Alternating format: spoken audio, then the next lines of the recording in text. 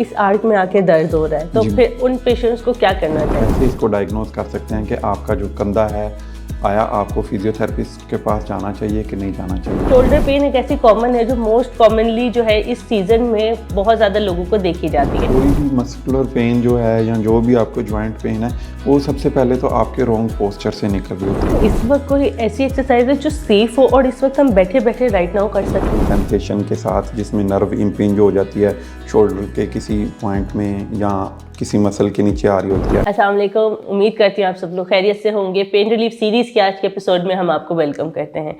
उम्मीद है आप सब लोग खैरियत से होंगे। आज का टॉपिक हमारे लिए बड़ा अच्छा है, यूनिक भी है, कॉमन भी है। आज हम आपसे जिस चीज़ के बारे में बात करने जा रहे हैं वो है शोल्डर पेन।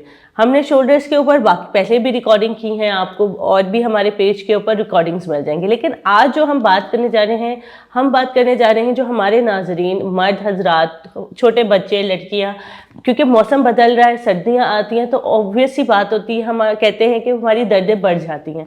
और शोल्डर पेन एक ऐसी कॉमन है जो मोस्ट कॉमनली जो है इस सीज़न में बहुत ज़्यादा लोगों को देखी जाती है। इस वजह से हम इस टॉपिक को डिफरेंट डॉक्टर्स के थ्रू आप लोगों के पास लाते हैं, ताकि आपके पास हर डॉक्टर का नॉलेज हो और फिर आप उसमें से बेस्ट वन जो आपके लिए है वो चूज़ करके आगे बढ़ें। तो आज इसी सिलसिले हमें ज्वाइन किया है डॉक्टर फैज़ान अली ने। Thank you so much doctor Faizan, आपने हमें ज्वाइन किया। डॉक्टर फैज़ान फिजियोथेरेपिस्ट है और इस वक्त बहुत ही रिमार्केबल सर्विसेज अपनी लाहौर में प्रोवाइड कर रहे हैं। ये ना सिर्फ अल्फाजों से बल्कि अपने एक्शन से अपने मरीजों की ज़िंदगियों में डिफरेंस ला रहे हैं। आज हम डॉक्टर फैज़ान के ज़रिए जानते हैं कि शोल्डर इम्पिंजमेंट कहें तो वो क्यों होती है, हम उसको कैसे इलाज कर सकते हैं, और जो हमारे नाजरीन इस वक्त देख रहे हैं वो इस वक्त या तो उन्हें किस डॉक्टर के पास राइट अवे जाना चाहिए, और अगर वो डॉक्टर के पास नहीं जा सकते तो वो घर में कौन सी ऐसी एहतियात करें, एक्सरसाइज करें जिससे उनकी शोल्डर की पेन सही हो जाए। Thank you so much doctor Faizan. अब आपके ऊपर है, आप बताएं हमारे नाजरीन को कि शोल्डर इम्पिंजमेंट क्या है या फ्रोजन शोल्डर क्या है। Thank you madam. जो क्लिनिकली हमारे पास सबसे ज़्यादा केसेस रिपोर्ट किए जाते हैं वो दो हिस्सों में ज़्यादातर लोग हमारे पास आते हैं कंप्लेन के साथ। एक है शोल्डर जॉइंट और दूसरा है लोअर बैक पेन। इसके ज़्यादातर केसेस जो हैं वो क्लिनिकली रिपोर्ट किए जाते हैं और फिज़ियोथेरेपी के अंदर हम लोग जो इसका तरीक़ाकार जो है वो आजमाते हैं। हम कुछ मोडेलिटीज़ के साथ इसको ट्रीट करते हैं और कुछ एक्सरसाइजेज़ हैं जो कि हम लोग इसके लिए इलाज के लिए लोगों को रिकमेंड करते हैं। तो सबसे पहले तो इसका डायग्नोज है कि आप घर में बैठे हुए कैसे इसको डायग्नोज कर सकते हैं कि आपका जो कंधा है, आया आपको फिजियोथेरेपिस्ट के पास जाना चाहिए कि नहीं जाना चाहिए। सेकेंडली आपने बात की कि मौसम का भी इसके ऊपर काफ़ी ज़्यादा इन्फ्लुएंस होता है। शोल्डर जॉइंट एक कॉम्प्लेक्स जॉइंट है, सबसे ज़्यादा बॉडी के अंदर मोबाइल जॉइंट है, इसलिए इसके ऊपर सबसे ज़्यादा इंजरीज़ और सबसे ज़्यादा पेन इसके ऊपर निकल सकती हैं आपकी। और कुछ कॉमन इंजरीज़ जो हैं जो फ्रोज़न कंधे के ऊपर आती हैं, उनमें से सर-ए-फ़हरिस्त है जिसके साथ सबसे ज़्यादा लोग हमारे पास आते हैं, वो है फ्रोज़न शोल्डर या आप इसको एडहीसिव कैप्सुलाइटिस कह सकते हैं। सेकेंडली एसी जॉइंट डिसफंक्शन हो सकता है आपका, और रोटेटर कफ की इंजरी आ सकती है, और मल्टीपल इश्यूज़ हैं जो आपको शोल्डर पेन की तरफ लेके जा सकते हैं। या मौसम सर्दी है आजकल, तो सर्दी की वजह से आपका जो जॉइंट है वो थोड़ा सा स्टिफ हो सकता है, मसल स्टिफनेस आ सकती है जिस वजह से आपको पेन आ सकती है। स्टिफनेस की वजह से या स्पैज़मेटिक पे जॉइंट होने की वजह से आप पेन की कंप्लेन कर सकते हैं। तो सबसे ज़्यादा जो पेशेंट आता है शोल्डर के साथ वो फ्रोज़न शोल्डर रिपोर्ट किया जाता है, और फ्रोज़न शोल्डर को आप घर में डायग्नोज इस तरह से कर सकते हैं कि क्या आपका बाजू जो है वो साइड से ऊपर जा रहा है कि नहीं जा रहा, और पीछे जा रहा है कि नहीं जा रहा। फ्रोज़न शोल्डर को डायग्नोज करने का सिर्फ़ और सिर्फ यही दो तरीके हैं। बाकी अगर आपका दूसरी मूवमेंट्स भी रिस्ट्रिक्टेड हैं तो वो हमारा डायग्नोसिस उसके अंदर चेंज हो सकता है। और फ्रोज़न शोल्डर की कुछ टाइप्स होती हैं, और there are two types of frozen shoulder. एक प्राइमरी होती है और एक होती है सेकेंडरी होती है। प्राइमरी जो होती है ये थोड़ा सा एज फैक्टर भी इसके अंदर होता है कि 40 के बाद आलमोस्ट फीमेल्स के अंदर और यहाँ मेल के अंदर, और 40 के बाद उसकी स्टिफनेस आ जाती है, वियर एंड टियर चल रहा होता है जॉइंट के अंदर, जिस वजह से उसको फ्रोज़न शोल्डर हो सकता है। सेकेंडली जो टाइप है इसकी वो सेकेंडरी टाइप है, वो किसी भी अंडरलाइंग डिजीज़ की वजह से आ सकती है, और उसके अंदर एज इतनी ज़्यादा इफ़ेक्टिव नहीं होती कि जी हम कह सकते हैं कि जी एज का कोई फैक्टर इंक्लूड है, ऐसा नहीं होता। फॉर एग्ज़ाम्पल जैसा कि डायबिटिक पेशेंट होता है या हाइपरटेंसिव पेशेंट होता है, उसके अंदर आपको फ्रोज़न शोल्डर देखने को मिल सकता है। लेकिन हम ये भी नहीं कह सकते कि फ्रोज़न शोल्डर का डायबिटीज़ के साथ या हाइपरटेंशन के साथ कोई डायरेक्ट रिलेशन है।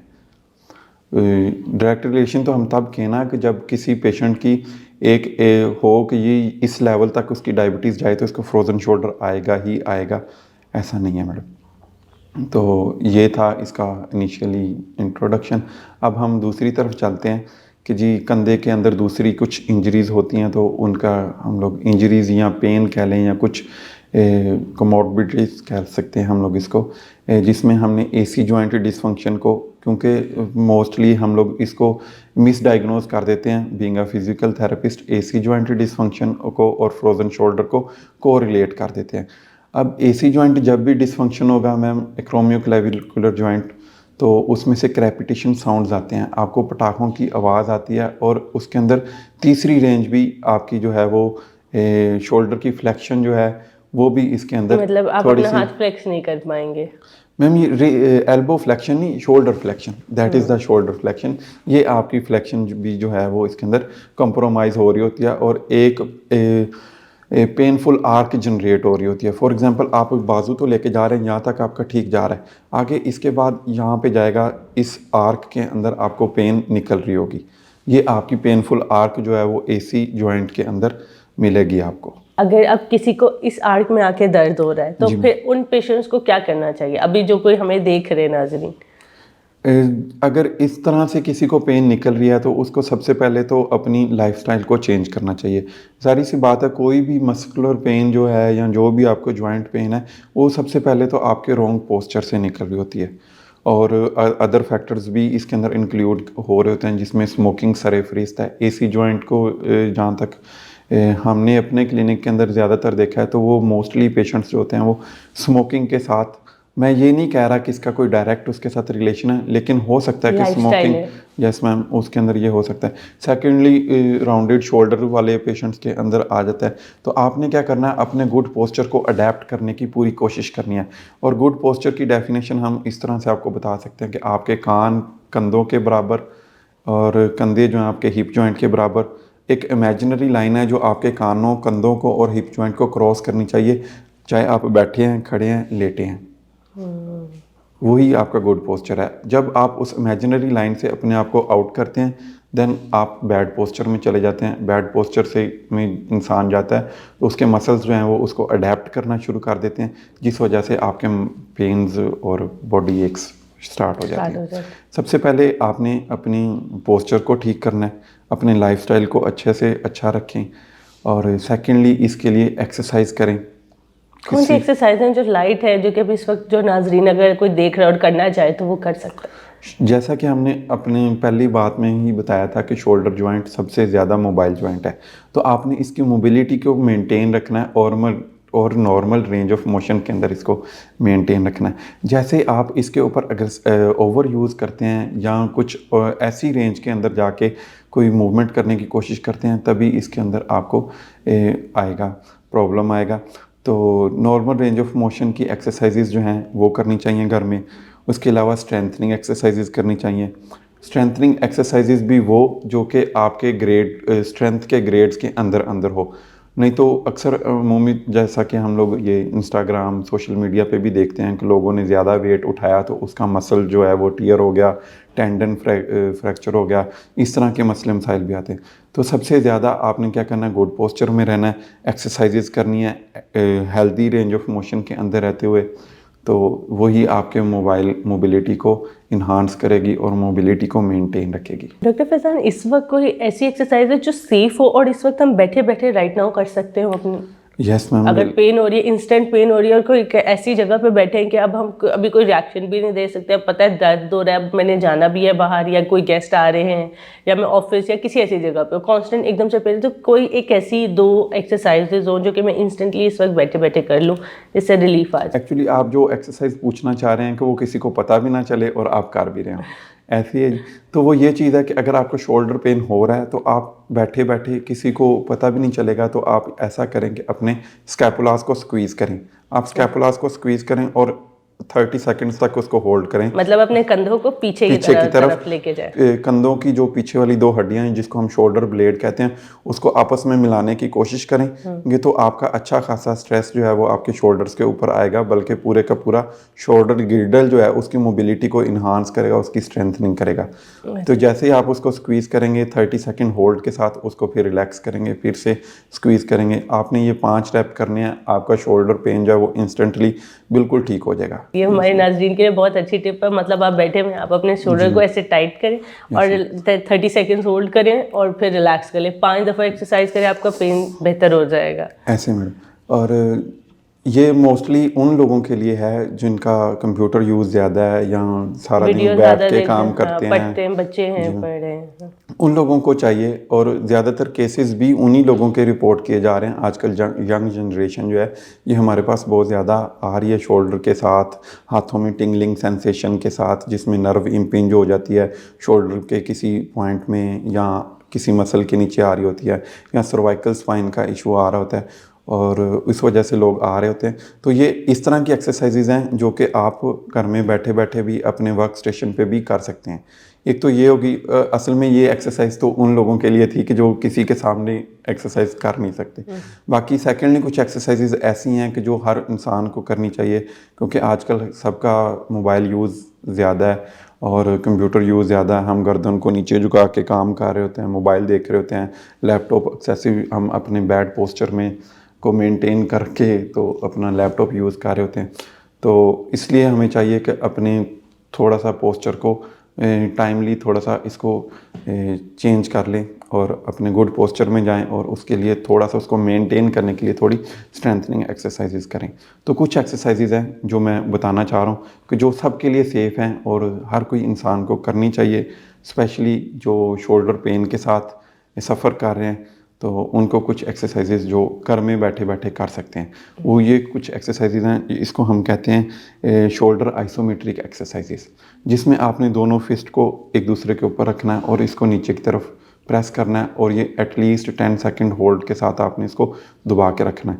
अगर आप दबाएंगे तो डायरेक्ट आपका जो स्ट्रेंथ है वो आपके कैप्सूल के ऊपर प्रेशर पड़ेगा और फ्रोज़न शोल्डर को ये बहुत अच्छे से ट्रीट करने में इफ़ेक्टिव है, या शोल्डर पेन को आप कह लें इफ़ेक्टिव है, उसकी स्ट्रेंथ को मेंटेन करता है। इसी तरह से दूसरा आपने ऊपर कर लेनी है फिस्ट 10 रिपीटेशन और 10 सेकंड्स के होल्ड के साथ। जी मैडम। और इसके अंदर आपका एंगल बहुत ज़्यादा मैटर करता है। एक्चुअली आपका एल्बो जॉइंट का और शोल्डर जॉइंट के दरमियान जो एंगल बन रहा होगा मैम वो आपको ज़रूरत नहीं है कि आप कोई ऐसा रिस्क लें जिसके लिए आप प्रिपेयर्ड नहीं है अभी, लेकिन at least start moving, start taking a step towards what is your valued goal in life. हमने बहुत सारी चीज़ें ज़िंदगी में सोची होती है, ये भी मेरे लिए इम्पॉर्टेंट है, ये भी मेरे लिए इम्पॉर्टेंट है, मुझे पता भी होता है। फॉर एग्जाम्पल किसी के लिए एकेडमिक्स इम्पॉर्टेंट है, किसी के लिए करियर इम्पॉर्टेंट है, किसी के लिए रिलेशनशिप्स इम्पॉर्टेंट है, but because they have failed at certain point in those aspects, तो वो समझते हैं कि नहीं अब मुझे तो दोबारा ट्राई करना ही नहीं है, मुझे तो अपने आप को एक प्रोटेक्टिव शेल में रखना है। While living in a protective shell is going to serve you कि आप एक comfort zone, but there is no growth in the comfort zone.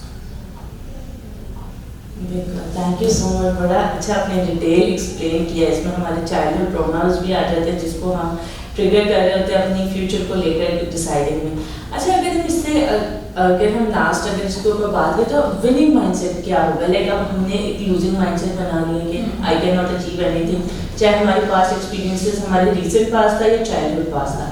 तो अब अगर हम इसको वाइंड अप करते हैं अगर विनिंग माइंडसेट के साथ, तो उसमें हमारी क्या अप्रोच, क्या नज़रिया होना चाहिए, हमें अपने पैटर्न्स को कैसे शिफ्ट करना चाहिए? I think a winning mindset would be something which is more optimistic, which is जिसके हमें 2025 में ज़रूरत है। Yeah, which is filled with hope and optimism, and which is the baseline of which is gratitude as well. हम ये देखते हैं, हमारे पास research evidence है इसके ऊपर कि people who are able to see things in a very grateful way, they are able to acknowledge people and the things that they have, even if it is something that is a very minimal thing for them. यही कि मैं सुबह उठा, मुझे रात को अच्छी नींद आ गई, मेरे पास मेरे पेरेंट्स हैं, या फॉर एग्जांपल मेरे पास छत है सर पे. सो very small things that we don't see or we don't acknowledge. तो एक ये ग्रैटिट्यूड जो है वो आपको एक नेगेटिव माइंडसेट से एक पॉजिटिव माइंडसेट की तरफ लेके चलता है, और फिर वो आपको बिल्ड अप करने में हेल्प करता है आगे. सो लेटिंग गो, फॉरगिविंग पीपल, बिकॉज वो आपके अंदर भी बिटरनेस लेकर आता है. जितनी देर आप उसको होल्ड करते हो, आप समझते हो कि आप लोगों के साथ गुस्सा कर रहे हो, so it is also hurting you as well. So I think gratitude, forgiveness, doing things that you enjoy doing, it gives you a sense of healing as well. So हमारे पास रिसर्च एविडेंसेस के ऊपर भी है कि flow एक ऐसा concept है जिसमें आप वो काम करते हो जो आपके लिए बहुत एब्जॉर्बिंग होते हैं, बहुत आपको करने में मज़ा आता है, इंटरेस्टिंग होते हैं आपके लिए. So try to find out those things in your life in which you just you do it for the sake of the thing. It is intrinsically motivating. Like ये आपके लिए internally rewarding है, वो आप किसी external reward के लिए नहीं कर रहे हैं. जैसे कुछ लोगों को कुकिंग में मज़ा आता है, कुछ लोगों को रीडिंग में मज़ा आता है, कुछ लोगों को गार्डनिंग में मज़ा आता है, कुछ लोगों को स्पोर्ट्स में मज़ा आता है. So do something in your life that gives you a sense of internal satisfaction. कि उसके लिए आपको दूसरों की अप्रूवल नहीं चाहिए. Yeah. आपका अंदर से आपको आवाज़ होती है I am satisfied in what I am. Yes. So there are a lot of other things as well, but I think अगर आप इससे भी start कर लो तो that would be very helpful for you. Otherwise अगर आपको लगता है कि आपको इस तरह का कोई साइकोलॉजिकल प्रॉब्लम है जो परसिस्ट कर रहा है, बहुत सवेयर नेचर का है या माइल्ड नेचर का भी है, but you are not able to come out of it, so I would suggest you to take professional help. And I think this stigma in 2025 should be lifted up, should be worked upon, that taking help or going to a psychologist and discussing your issues or problems should be normalized. Because जैसे आप tutoring ले रहे होते हो, आपको maths मुश्किल लग रहा है, आप ट्यूटरिंग ले लेते हो, it should be just like that. कि आपको हेल्प चाहिए तो आप हेल्प सीख कर सको और आपके लिए अवेलेबल हो. ये आपने बहुत प्यारी बात की. लाइक आपको एक डिफरेंट सब्जेक्ट है और मैथ्स मुश्किल है तो आपने उसके लिए ट्यूटरिंग ली है. एक और चीज़ ये है कि हमें अपनी जो हम हेल्प ले रहे हैं ना, इसका एक जो मुझे बहुत पॉजिटिव बेनिफिट ये लगता है, हम साइकोलॉजिस्ट से बात करें, हम उनको बिल्कुल नहीं जानते, वो हमें बिल्कुल नहीं जानते, तो हम उनके साथ एक फ्रेंड स्टार्ट कर रहे हैं. हम अपनी किसी फैमिली मेम्बर्स या किसी फ्रेंड के साथ करते हैं, वहाँ पे एक मसला क्या आता है, गॉसिप स्टार्ट हो जाती है, वो आपके लिए बड़ा नहीं नेगेटिव इम्पैक्ट बढ़ जाता है. बिकॉज हम किसी से डिस्कस गॉसिप से ज़्यादा इसलिए लग रहे थे क्योंकि हमें वो चीज़ हर्ट कर रही थी, हमें एक ना ब्रीदिंग स्पेस चाहिए होती है अपनी, तो हमें लग रहा होता है हम डिस्कस करके मसलों का हल निकालें. बट फॉर द फ्यूचर हम ये कहते थे हमें अपने लिए एक ब्लैकमेलिंग मटीरियल इकट्ठा करें कि कोई उस टाइम